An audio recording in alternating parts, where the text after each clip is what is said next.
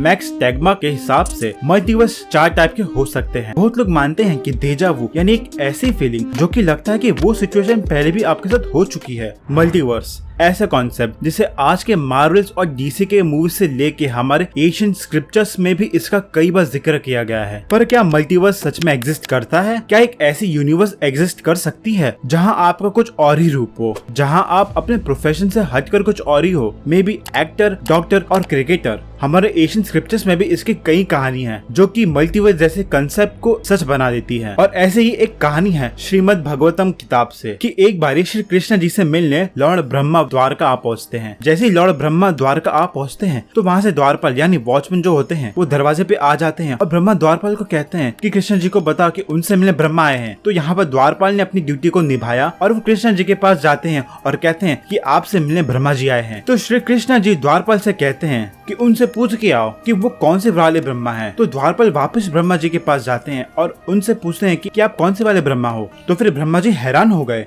कि ये द्वारपाल ने ये कहने की हिम्मत भी कैसे की। उन्होंने कहा कि कौन Brahma? I am the 4-headed Brahma, the creator of the universe. जाके ये बात कृष्ण को बता के आओ। और द्वारपाल वापस से कृष्ण जी के पास जाता है और उनको ये बातें बताता है। फिर कृष्ण जी उन्हें कहते हैं कि अच्छा ठीक है, उन्हें अंदर आने दो। तो जब ब्रह्मा जी अंदर आते हैं तो उनका श्री कृष्ण जी से पहला सवाल ये था कि आपने द्वारपाल को ऐसा क्यों बोला कि मैं कौन सा वाला ब्रह्मा हूँ, मेरे अलावा कोई और भी है क्या? लॉर्ड ब्रह्मा के इन्हीं सब सवालों का जवाब देते हुए श्री कृष्ण जी उन्होंने एक विजन दिखाया जहाँ उनकी तरह ही कई ब्रह्मा थे। जहाँ ब्रह्मा के 10 सिर थे तो किसी के 100 और किसी को तो 1000 सिर वाले भी ब्रह्मा वहाँ पे मौजूद थे। तो ये सब देख के 4-headed ब्रह्मा जी परेशान हो गए और उनको एक्सप्लेन करते हुए श्री कृष्ण जी ने कहा कि वो इनफाइनाइट नंबर्स ऑफ यूनिवर्स का देखभाल करते हैं और हर एक यूनिवर्स के उनके अलग ब्रह्मा है। ये तो एक कहानी थी, और भी कई ऐसी कहानियां हैं जहाँ मल्टीवर्स का जिक्र किया गया है एशियन स्क्रिप्चर्स में। और आज के समय मल्टीवर्स के रिलेटेड मूवीज से भी बहुत ही सिमिलर है। लेकिन क्या ये मल्टीवर्स सच में हो सकता है? अब ये मल्टीवर्स का कॉन्सेप्ट को तो साइंस ने भी कभी प्रूव नहीं किया है, लेकिन इसके कभी एग्जिस्टेंस को भी कभी डिनाई नहीं किया है। और बहुत सारी ऐसी थियरीज है जो कि मल्टीवर्स के एग्जिस्टेंस को और पक्की बना देती है। मैसाचुसेट्स इंस्टीट्यूट ऑफ टेक्नोलॉजी के एक प्रोफेसर मैक्स टैगमा के हिसाब से मल्टीवर्स 4 टाइप के हो सकते हैं। टाइप 1, इस यूनिवर्स में हमारे ब्रह्मांड जैसे कई और ब्रह्मांड है। ये यूनिवर्स बिल्कुल हमारे यूनिवर्स की तरह है, यानी सेम ग्रेविटी, सेम लॉस, बिल्कुल हमारी जैसी ही दुनिया है। इस टाइप 1 मल्टीवर्स में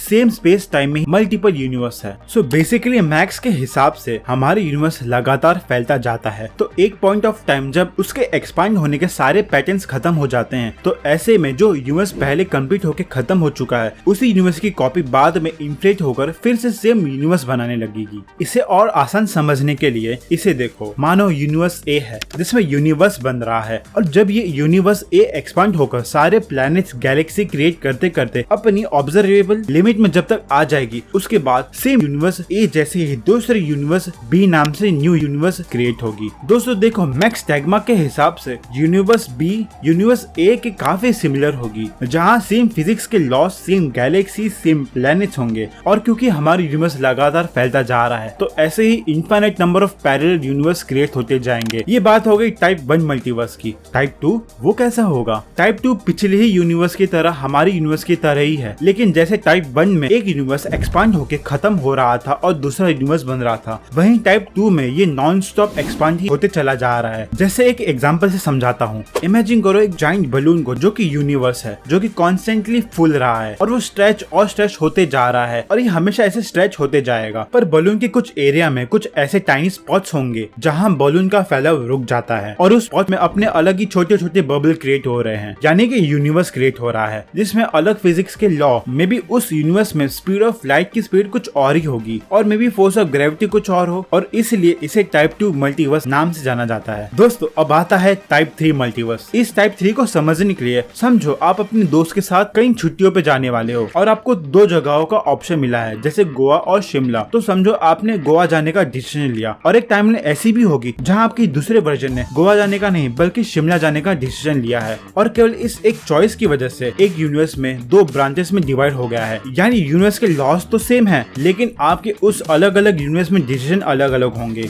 मे बी आप एक यूनिवर्स में बर्गर खा रहे हो तो मे बी दूसरे यूनिवर्स में आप उस टाइम पिज्जा खा रहे होंगे। दोस्तों अब आता है टाइप 4 मल्टीवर्स। ये एक ऐसा यूनिवर्स है जहाँ हमारे दिमाग के मौजूद थॉट्स की सारी पॉसिबिलिटीज पॉसिबल हो सकती है। मानो ये यूनिवर्स एक जादुई दुनिया की तरह है जहाँ कुछ भी पॉसिबल है, जहाँ वक्त पीछे चल रहा हो या फिर ग्रेविटी एग्जिस्ट ही ना करती हो। उस यूनिवर्स में मे बी जानवर इंसानों की तरह बात कर रहे हो। ये सुनने में थोड़ा अजीब लग रहा होगा, पर ये साइंटिस्ट के द्वारा ये भी सच हो सकता है। बहुत लोग मानते हैं कि डेजा वू यानी एक ऐसी फीलिंग जो कि लगता है कि वो सिचुएशन पहले भी आपके साथ हो चुकी है। ये फीलिंग का शायद मतलब ये है कि आपके दूसरे वर्जन ने दूसरे यूनिवर्स में उस सिचुएशन को पहले भी एक्सपीरियंस किया होगा। एक स्टडी के मुताबिक दुनिया के करीब 97% लोगों ने इस एक्सपीरियंस को एक्सपीरियंस किया है। मल्टीवर्स सिर्फ थियरी नहीं बल्कि इसकी दुनिया भर में कई एक्सपीरियंस भी है और आपको इसके इंटरनेट पर कई भी स्टोरीज मिल जाएंगी। क्यों दोस्तों, ये सब थियरी सुनने में लग रहा है ना इंटरेस्टिंग? अगर लग रहा है तो ऐसे ही वीडियोस के लिए हमारे चैनल को सब्सक्राइब जरूर करना, वीडियो को लाइक और दोस्तों में शेयर जरूर करना। मिलते हैं नेक्स्ट वीडियो में। जय हिंद।